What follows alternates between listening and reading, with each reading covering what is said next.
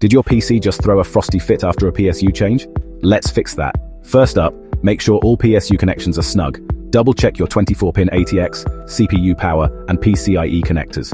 Don't forget the SATA or Molex connectors for drives. Next, check the new PSU's wattage and compatibility.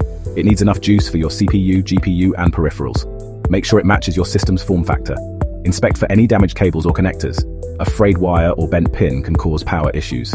Test the PSU itself. Use the self-test button or a multimeter to ensure voltage outputs are within spec.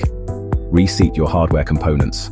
RAM, GPU, and add-in cards can get slightly unseated during installation. Look for short circuits. Check for metal objects or misplaced standoffs that could cause a short. Reset the BIOS or UEFI settings. Power settings or overclocking configurations might be causing instability. Monitor system temperatures.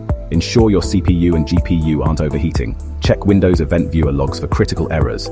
They might give you a clue about what's going wrong. Try booting with minimal configuration. Disconnect extra hardware to rule out peripheral faults. Finally, test with another PSU if you can. A faulty new PSU might be the culprit. If none of these steps work, consult a professional technician. Like and share for more tips.